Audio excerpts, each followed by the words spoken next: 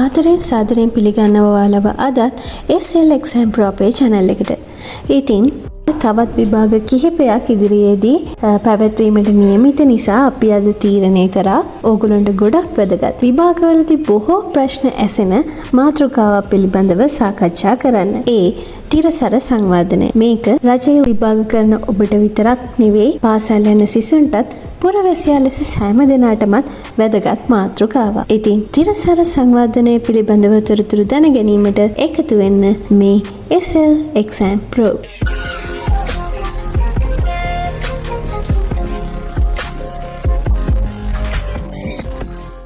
සියලුම වෘක්ෂලතාවෝ කපා දැමූ පසු සියලුම ගංගාවෝ සිඳී ගිය පසු අන්තිම මාළුවාද අල්ලා ආහාරයට ගත් පසු මිනිසා තේරුම් ගනීවි මුදල් ආහාරයට ගත නොහැකි බව. ඉතින් මේ සුප්‍රසිද්ධ කේමන රතු ඉන්දියානු නායක සියටල් විසින් තමයි කියලා තියෙන්නේ. කාර්මීකරණයත් එක්ක දිගින් දිගටම නිෂ්පාදනයට ස්වභාවික සම්පත් අසීමිත ලෙස භාවිතා කරන්න පටන් ගත්තා. ඉතින් පරිසරයේ ගුණාත්මක භාවය කෙමෙන් අඩු වෙන්නත් පටන් ගත්තා මේ නිසා. මේ නිසාම ලෝක නායකයන්ට මෙන්ම ලෝක ප්‍රජාවට පරිසරයේ වැදගත්කම ඒ වගේම සම්පත් අනාගත මතුපරපු වෙනුවෙන් සුරක්ෂිත කිරීම පිළිබඳව සංකල්පයෙහි වැදගත්කම තේරෙන්න පටන් ගත්තා. ඉතින් ඒ නිසාම බිහි වූ සංකල්පයක් තමයි මේ ධරණීය සංවාදනය. ඒ කියන්නේ තිරසර සංවාදන සංකල්පය. මේ තිරසර සංවාදන සංකල්පය එන්න කලින් පරිසරය ආරක්ෂා කිරීම පිළිබඳව විවිධ ප්‍රකාශන විවිධ සමුළු පැවැත්වුණා. මේ දේවල් වල ප්‍රතිඵලයක් විදිහට තමයි තිරසර සංවාදනය කියන සංකල්පය ඉදිරිපත් වෙන්නේ. ඒ වලින් ප්‍රධාන තැනක් ගන්නේ ස්ටොක්හෝම් ප්‍රකාශනය. 1972 දී ස්වීඩනයේ ස්ටොක්හෝම් නුවරදී පැවැත්වුණු එක්සත් ජාතීන්ගේ මානව පරිසරය පිළිබඳ සමුළුවේදී පරිසරය ආරක්ෂා කර ගැනීමට මුළු ලෝකයේම අවධානය යොමු වුණා. ඒ සමුළුවෙන් එළිදක් වූ ස්ටොක්හෝම් ප්‍රකාශනයේ වගන්ති 26කින් සමන්විත වුණා. නමුත් මෙහිදී ධරණීය සංවාදනය පිළිබඳව ඍජුවම දක්වා නොමැති අතර මානව පරිසරය පිළිබඳව අවධානය යොමු කරලා තිබුණා. ඉතින් මෙයත් වැදගත්. ඉන්පසුව රියෝ ප්‍රකාශනය සහ ඇජෙන්ඩා 21 කියන්නේ මේවා තවත් පෝෂණය කරපු සමුළු සහ න්‍යාය පත්‍ර. ඉතින් තිරසාර සංවාදනයට කලින් 2000 වර්ෂයේදී එවකට එක්සත් ජාතීන්ගේ සමාජිකත්වයේ දරූ රාජ්‍යයන් 189ක් නියෝජිතයන් රැස් වී ඉදිරි වසර 15 තුළ ළඟා කරගත යුතු බවට එකඟ වුණු ගෝලීය සංවාදන අරමුණු 8 සහස්‍ර සංවාදන අභිමතාර්ථ ලෙස හඳුන්වනවා. මොනවද මේ සහස්‍ර සංවාදන අභිමතාර්ථ කියන්නේ? අපි එකින් එකට බලමු. අංක 1 දිලිඳුකම පිටු දැකීම සහ සාගින්න පිටු දැකීම. අංක 2 සැමට ප්‍රාථමික අධ්‍යාපනය. අංක 3 ස්ත්‍රී පුරුෂ සමානත්වය. අංක 4 ළමා සෞඛ්‍ය. අංක 5 මාතෘ සෞඛ්‍ය. අංක 6 ඒඩ්ස් පැතිරීම වැළැක්වීම. අංක 7 තිරසර සංවාදන ප්‍රතිපත්ති හරහා ස්වභාවික සම්පත් රැක ගැනීම. අංක 8 සංවාදනයේ උදෙසා ලෝක ව්‍යාප්ත සහභාගීත්වය. ඉතින් මේ සහස්‍ර සංවාදන අරමුණු එක්සත් ජාතීන්ගේ සංවිධානයේ සමාජික රටවලට සංවර්ධනය සඳහා යම්කිසි රාමුවක් සැපයුවා. ඒ ඉලක්ක සාක්ෂාත් කරගන්න ලෝකයේ රටවල් විසින් දරන ලද ප්‍රයත්නය හේතුවෙන් දැවැන්ත ලෙස ආර්ථික හා සමාජීය වර්ධනයක් සිදු වුණා. දිලිඳුකම, සාගින්න, ස්ත්‍රී පුරුෂ විෂමතා පිටු දැකීම, ජලය සහ සනීප ආරක්ෂක ආදී අංශ වැඩි දියුණු කිරීම සහස්‍ර සංවාදන අභිමතාර්ථවල මූලික අරමුණ වුණා. ඉතින් 2015 සැප්තැම්බර් 30 වෙනිදායින් සහස්‍ර සංවාදන ඉලක්ක ඉටු කර ගැනීම සඳහා කාලය අවසන් වෙනවා. ඉන් අනතුරුව ලෝකයේ රාජ්‍යයන් විසින් සහස්‍ර සංවාදන ඉලක්ක සම්බන්ධයෙන් ප්‍රගතිය විශ්ලේෂණය කරා. යම් කිසි ප්‍රගතියක් අත්කරගෙන තිබුණත් තව බොහෝ දේ කළ යුතුව තිබුණා. ඉතින් 2015 වසර වන විට එක්සත් ජාතීන්ගේ සංවිධානයේ සමාජිකයන් වූ රාජ්‍යයන් 193ක නියෝජිතයන් රැස් වෙලා ඊළඟ වසර 15 තුළදී සාක්ෂාත් කරගත යුතු අරමුණු මොනවද කියලා සාකච්ඡා කරා. ඒ අනුව තිරසාර සංවර්ධනය කියන සංකල්පය ඇති වෙනවා. ඉතින් මේ තිරසාර සංවර්ධනය කියන මාතෘකාව සම්බන්ධයෙන් අපි තොරතුරු ලබා ගන්න මූලාශ්‍රය කරගන්නේ තිරසාර සංවර්ධන සභාවේ වෙබ් අඩවියේ පළ වෙලා තියෙන තොරතුරු. මේ සම්බන්ධයෙන් වැඩිදුර දැනගන්න ඔයාලට ඒ වෙබ් අඩවිය පරිශීලනය කරන්නත් පුළුවන්. අපි බලමු තිරසර සංවර්ධනය කියන්නේ මොකක්ද කියලා. තිරසර සංවර්ධනය යන්න පුළුල් ලෙස අර්ථ දැක්වෙන්නේ අනාගත පරම්පරාවන්ට තමන්ගේ අවශ්‍යතා සපුරාලීමේ හැකියාවට හානි නොවන ලෙස වර්තමානයේ අවශ්‍යතා සපුරාලන සංවර්ධනයක් ලෙස. නමුත් බැලූ බැල්මට බොහෝ මිනිසුන් තිරසර සංවර්ධනය පරිසරයට සීමා කළත් එය සමානව සමාජ සාධාරණත්වය හා ආර්ථික සංවර්ධනය තුළ මුල් බැසගෙන තිබෙනවා. තිරසර සංවර්ධනය කියන්නේ පාරිසරික සමාජීය හා ආර්ථික යන ත්‍රිත්වමානයන් සුසංයෝජනය වූ දිගුකාලීන තිරසර සමෘද්ධියක් ලබා ගැනීම සඳහා වූ ඒකාබද්ධ ප්‍රවේශයක්. ඉතින් විභාගෙදී ඔයාලට තිරසර සංවර්ධනය යනු කුමක්ද කියලා ඇහුවොතින් පිළිතුරු විදිහට දෙන්න පුළුවන්. තිරසර සංවර්ධනය යනු අනාගත පරම්පරාවන්ට තමන්ගේ අවශ්‍යතා සපුරාලීමේ හැකියාවට හානි නොවන අයුරින් වර්තමාන අවශ්‍යතා සපුරා ගන්න සංවර්ධනය කියලා. මෙහි මූලික අංග 3ක් තියෙනවා.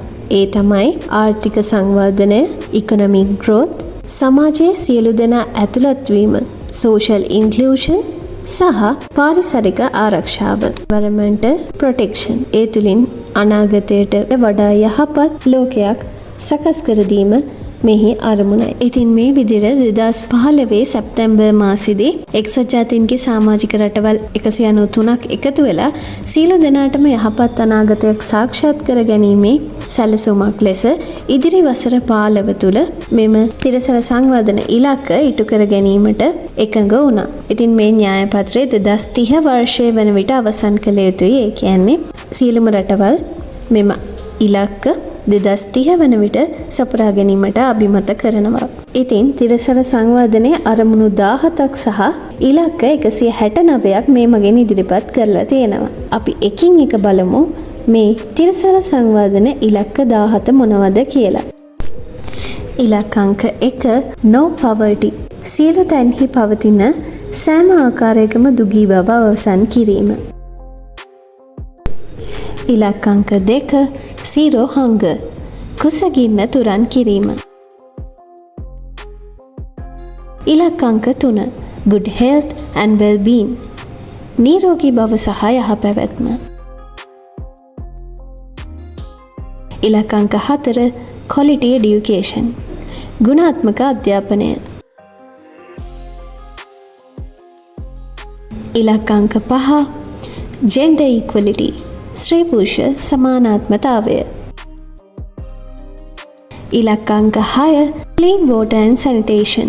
පිරිසිදු ජලය සහ සනීප ආරක්ෂාව. ඉලක්ක අංක 7 affordable and clean energy. දරිය හැකි පිවිතුරු බල ශක්තිය.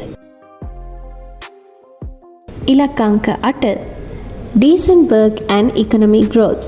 සුනිසි මෙහෙවර සහ ආර්ථික වර්ධනය. ඉලක්ක අංක 9 industry, innovation and infrastructure. කර්මාන්ත, නවෝත්පාදන සහ යටිතල පහසුකම්. ඉලක්ක අංක 10 reduced inequalities. අසමානාත්මතා අවම කිරීම. ඉලක්ක අංක 11 sustainable cities and communities. තිරසර නගර සහ ප්‍රජාවන්. ඉලක්ක අංක 12 responsible consumption and production. වගකීමෙන් යුතු පරිභෝජනය සහ නිෂ්පාදනය. ඉලක්ක අංක 13 climate action. දේශගුණික ක්‍රියාකාරකම්. ඉලක්ක අංක 14 life below water. ජලය තුල ජීවය. ඉලක්ක අංක 15 life on land. ගොඩබිම මත ජීවය. ඉලක්ක අංක 16 peace, justice and strong institutions. සාමය, යුක්තිය සහ ශක්තිමත් ආයතන. ඉලක්ක අංක 17 partnerships for the goals. තිරසර සංවර්ධනය සඳහා පාර්ශවකරණයන්. අපි ඊළඟට කතා කරන්නේ තිරසර සංවර්ධනයේ පස් කුළුණු මොනවද කියලා. තිරසර සංවර්ධන ඉලක්ක 17 කුළුණු වර්ග 5කට වෙන් කරලා තියෙනවා. ඒ මිනිසුන්, ලෝකය, සමෘද්ධිය, සාමය සහ හවුල්කාරීත්වය කියලා. ඉතින් මේ 17 එකිනෙකට වෙන් වෙන්නේ කොහොමද කියලා අපි බලමු. ඉලක්ක අංක 1, 2, 3, 4, 5, 6. මේ 6ම මිනිසුන් කියන කුළුණ යටතට තමයි අයත් වන්නේ. දරිද්‍රතාවෙහි සියලුම ආකාර මානයන් තුරන් කිරීම සහ සාගින්න තුරන් කිරීම සියලු දෙනාම අන්තර්ගත වූ සියලු මිනිසුන්ට හිතකර පරිසරයක් තුළ ගෞරවයෙන් සමානාත්මතාවයෙන් යුතුව තම හැකියාවන් සපුරාලිය හැකි අයුරින් ජීවත් වීමට අවශ්‍ය පරිසරය නිර්මාණය කිරීම මෙමගින් අපේක්ෂා කරනවා. ඉලක්ක අංක 12, 13, 14 සහ 15. මේවා අයත් වෙන්නේ ලෝකය කියන කුළුණට. තිරසර පරිභෝජනය හා නිෂ්පාදනය, ලෝකයේ ස්වභාවික සම්පත් තිරසරව කළමනාකරණය කිරීම සහ දේශගුණික විපර්යාස සම්බන්ධයෙන් හදිසි පියවර ගැනීම මගින් වර්තමාන හා අනාගත පරපුරේ අවශ්‍යතාවයන්ට සහාය විය හැකි වීමෙන් පෘථිවිය පිරිහීමෙන් ආරක්ෂා කිරීම අපේක්ෂා කරනවා.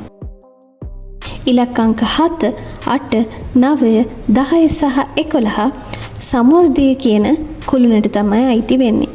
සියලු මනුෂ්‍යයන්ට සමෘද්ධිමත් හා තෘප්තිමත් ජීවිත භුක්ති විඳිය හැකි බව සහ ආර්ථික, සමාජීය හා තාක්ෂණික ප්‍රගතිය ස්වභාව ධර්මයට අනුකූලව සිදුවන බවට සහතික කිරීම මෙමගින් අපේක්ෂා කරනවා.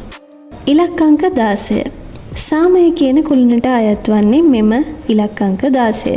බීතියෙන් හා ප්‍රචණ්ඩත්වයෙන් තොර සාමකාමී, යුක්ති සහගත සහ සියලු දෙනා අන්තර්ගත වූ සමාජයන් බිහි කිරීම සඳහා සාමය නොමැතිව තිරසර සංවර්ධනයක් හෝ තිරසර සංවර්ධනයක් නොමැතිව සාමයක් තිබීමේ හැකියාවක් නැති බව මෙමගින් ගම්‍ය වෙනවා. ඉලක්ක අංක 17 අයත් වන්නේ හවුල්කාරීත්වය කියන කුළුණට.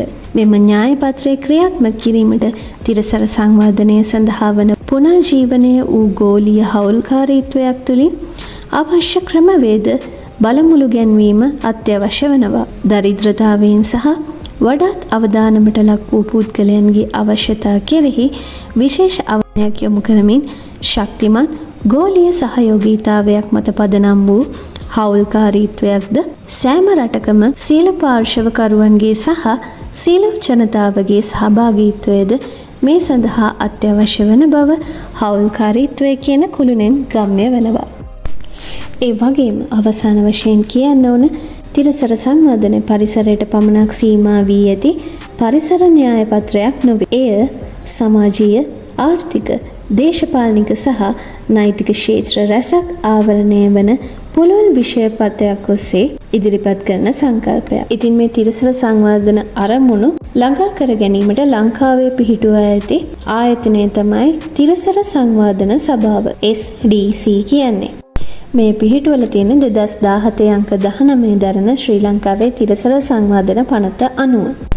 ඉතින් මේ තිරසර සංවර්ධන සභාව 2030 තිරසර සංවර්ධන න්‍යාය පත්‍රය ශ්‍රී ලංකාව තුළ ක්‍රියාත්මක කිරීම, සම්බන්ධීකරණය, පහසුකම් සැපයීම, අධීක්ෂණය, ඇගීම සහ වාර්තා කිරීම සඳහා වගකීම දරන රාජ්‍ය ආයතනය. ඉතින් මේ තිරසර සංවර්ධනය ක්‍රියාත්මක කිරීම ගෝලීය පුරවැසියන් ලෙස අපි එකිනෙකට එකතුව ක්‍රියාත්මක කරමු. පරිසරය ආරක්ෂා කරමු.